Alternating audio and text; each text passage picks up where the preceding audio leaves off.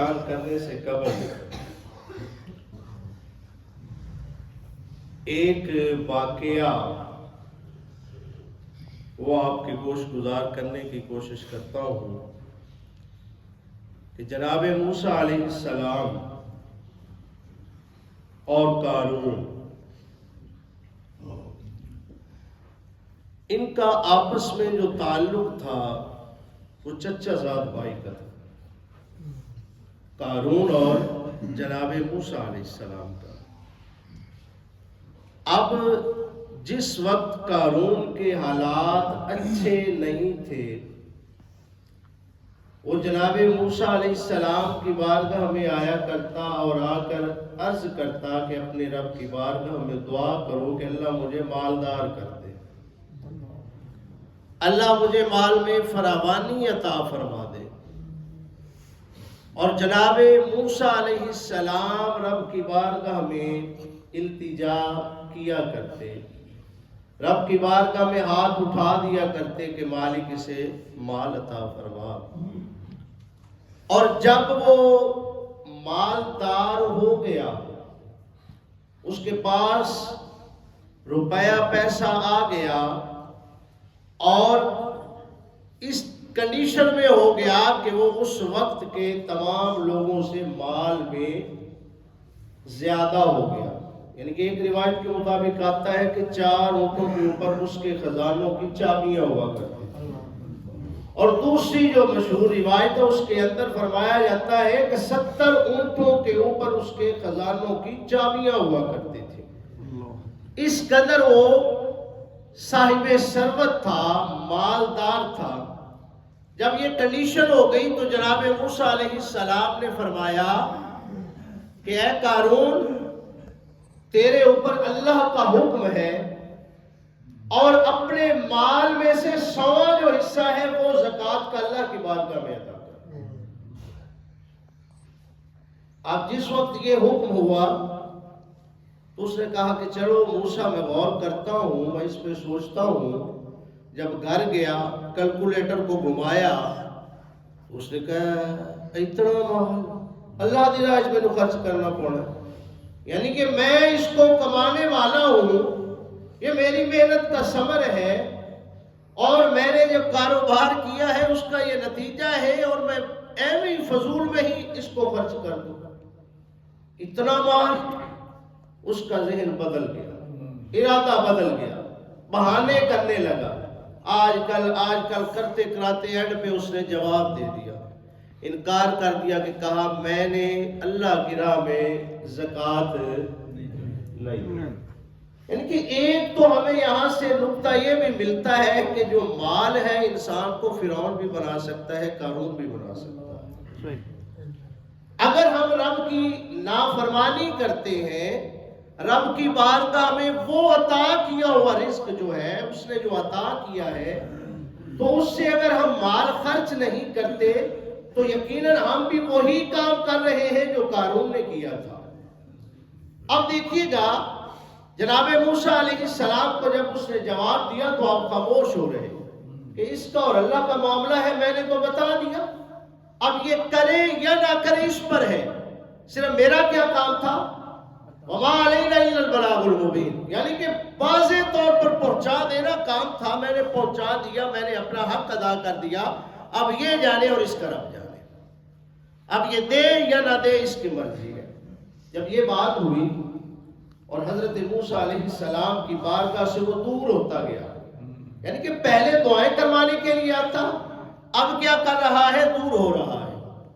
جب وہ دور ہوتا گیا تو ایک دن ایسا ہوا کہ جناب موسیٰ علیہ السلام باز فرما رہے ہیں اور اس نے شرارت کیا کی، ایک عورت کو لے کے آ گیا، ایک مرد کو لے کے آ گیا، عورت کو کہا کہ تو ڈھنڈورا پیٹ دے، تو حضرت موسیٰ علیہ السلام پر تہمت لگا دے، اور یہ کہہ دے کہ حضرت موسیٰ علیہ السلام نے نقل کفر نباشت العیاذ باللہ، کہ موسیٰ علیہ السلام نے میرے ساتھ زیادتی کی ہے، گناہ کیا ہے۔ اور اس عورت نے یہ کہا، اور وہ جو مرد جو تھا اس نے بھی جناب محترم جو ہے وہ گواہی دے دی، کہا کہ ہاں بھی ایسے ہی ہوا ہے۔ جس وقت رسول کی ایک اپنی جو عزت تھی، عزت نفس جو تھی وہ مجروح ہونے لگی، تو جناب موسیٰ علیہ السلام رب کی بارگاہ میں التجا کہ مولا میں نے تو تیرا ہی ذکر کیا ہے، میں نے تو تیرا ہی حکم بتایا ہے، اور میری اب ذات پر بات آ گئی، اب تو ہی فیصلہ فرما۔ جب یہ بات فرمائی تو حضرت موسیٰ علیہ السلام نے جلال سے جب اس عورت کی طرف دیکھا اور کہا کہ سچ بتا، کیا سچ ہے؟ تو وہ کانپنے لگی اور عرض کرنے لگی کہ اے اللہ کے رسول، اس شخص نے یعنی قارون نے مجھے پیسے دیے ہیں اور مجھے خریدا ہے، اور مجھ سے یہ کہا ہے کہ تو جا کے اس کے اوپر الزام لگا تاکہ یہ اچھی جو بات ہے، دین کی جو بات ہے، یہ کرنا ہی بند کر دے۔ شریعت کی جو بات ہے، اللہ کا جو حکم ہے، یہ بتانا لوگوں کو بند کر دے۔ جناب موسیٰ علیہ السلام نے رب کی بارگاہ میں التجا کی کہ مولا میں تو تیرا ہی حکم جو ہے اس کی ندا کر رہا ہوں، صدا دے رہا ہوں، تیرا ہی حکم جو ہے وہ لوگوں کو بتا رہا ہوں، بھٹکے ہوئوں کو تیرے قریب کر رہا ہوں، اور میری عزت پہ بات آ گئی۔ جناب موسیٰ علیہ السلام کا یہ کہنا تھا، قارون جو ہے وہیں پر زمین کے اندر دھنسنے لگا، اور جب دھنسنے لگا تو ہوا کچھ یوں کہ جاتے بھی جناب جو ہے وہ ڈنگ مارنے سے نہ رکا، کہنے لگا مجھے پتا ہے کہ تو میرا چچا زاد ہے، اور میرے جتنے بھی خزانے ہیں مجھے پتا ہے ان کی وراثت کا وارث تو بن جائے گا، اور ان کے اوپر قبضہ بھی تو ہی کر لے گا، اس لیے یہ کام ہو رہا ہے۔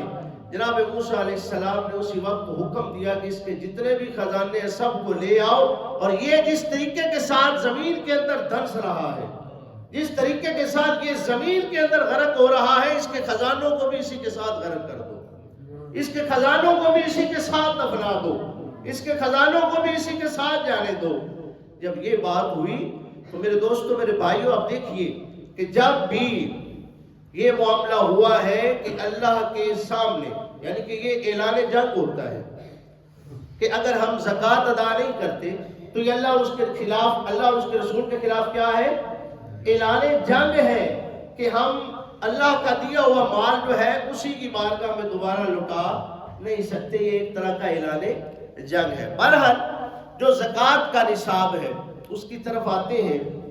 جو بکریاں ہیں، جو جناب محترم بھیڑیں ہیں، یعنی کہ یہ ایک ہی جنس کے اندر آ جاتی بکری اور بھیڑ، ٹھیک ہے۔ اگر تو کسی کے پاس 40 بکریاں ہیں، کتنی؟ 40 بکریاں ہیں، تو ان کے اوپر جو زکوٰۃ ہے وہ فرض ہو چکی ہے، زکوٰۃ لازم ہو چکی ہے، فرض ہو چکی ہے۔ 40 بکریاں اگر ہاں کسی کے پاس 39 ہے، 40 نہیں ہے تو وہ صاحب نصاب نہیں ہوگا، 40 ہو جائیں گی، 40 سے اوپر بڑھنا شروع ہو جائیں گی تو جناب محترم زکوٰۃ ادا کرنا فرض ہو جائے گا۔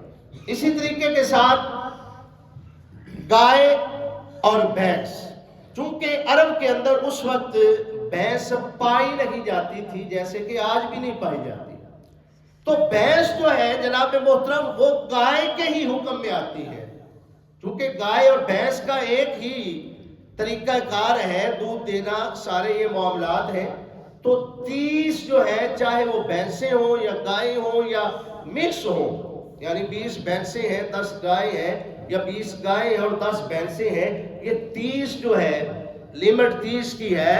اگر 30 گائے اور بھینسیں ہوں گی تو وہ صاحب نصاب ٹھہرے گا، وہ کیا ہو جائے گا؟ صاحب نصاب ٹھہرے گا، اور اس کے اوپر زکوٰۃ کیا ہو جائے گی؟ فرض ہو جائے گی، لاگو ہو جائے گی، اور وہ زکوٰۃ ادا کرنے کا پابند ہوگا۔ اس کے بعد جناب محترم اونٹ ہے، ان کی جو نصاب کی آخری حد ہے وہ 5 ہے۔ اگر کسی کے پاس 5 اونٹ ہیں تو جناب محترم اونٹ سے مراد یعنی اونٹنی اور اونٹ یہ سارا ہے، یہ نہ سمجھ لیں کہ یہ الگ الگ ہے، بلکہ ایک ہی جنس ہے یہ بھی۔ تو اونٹ جو ہے یہ 5 تعداد ہے، اگر کسی کے پاس 5 اونٹ ہوں گے تو وہ بھی صاحب نصاب ٹھہرے گا۔ ہر 5 پر جناب محترم اس کو زکوٰۃ ادا کرنی ہے، 5 ہے اس پر زکوٰۃ ادا کرے گا، 9 تک ہے تو وہ 1 والی ہی زکوٰۃ ہے، لیکن جیسے ہی 10 ہو جائیں گے تو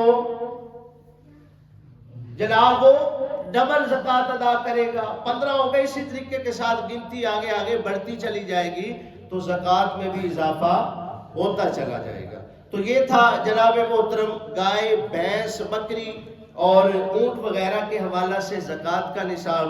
سونا چاندی کا میں نے پہلے عرض کر دیا ہے، تو اس ترتیب کے ساتھ، اس حیثیت کے ساتھ جو ہے وہ آپ زکوٰۃ ادا فرمایا کریں گے۔ اور اسی طریقے کے ساتھ میں دوبارہ عرض کر دوں کہ 1 سال کا گزرنا یہ ضروری ہے، چاہے جس کے پاس جو مال ہے اس کے تصرف میں ہے، اور وہ 1 سال کے اندر اندر وہ اگر صاحب نصاب ہو گیا تو اس کے اوپر زکوٰۃ ادا کرنا فرض ہو جائے گی، اور زکوٰۃ ادا کرنے سے ہی ہمارا مال جو ہے وہ پاک اور صاف ہوگا۔ اور ایک بات ذہن نشین رہے کہ بعض اوقات یہ بھی ہمارے ذہن کے اندر آ سکتی ہے بات کہ جو ہم ٹیکس ادا کرتے ہیں تو جناب محترم ٹیکس کا اور زکوٰۃ کا کوئی لینا دینا نہیں ہے۔ یہ کلیئرلی بتا دوں، چاہے آپ سے گورنمنٹ آپ کا پورا مال ہی سلب کر لے، وہ آپ کا اور گورنمنٹ کا طریقہ کار ہے، اس میں زکوٰۃ کا کوئی عمل دخل نہیں ہے۔ زکوٰۃ کے لیے آپ الگ سے ہی ادا کریں گے، چاہے آپ کروڑ روپیہ ہی گورنمنٹ کو دے رہے ہیں ٹیکس، وہ آپ کا زکوٰۃ میں نہیں جائے گا۔ زکوٰۃ الگ ہے، اللہ کا حکم ہے وہ، اس کے رسول کا حکم ہے وہ، اور یہ جو ٹیکس ہے یہ کس کا حکم ہے؟ یہ ہماری حکومت کا حکم ہے۔ اللہ اور اس کے رسول کے حکم میں اور گورنمنٹ کے حکم میں کوئی آپس میں لینا دینا نہیں ہے۔ اس لیے ہمیں گورنمنٹ کا جو ٹیکس ہے وہ الگ سے ادا کرنا ہے، اور زکوٰۃ جو ہے وہ اللہ اور اس کے رسول کی راہ میں خرچ کرنا وہ الگ سے ہے۔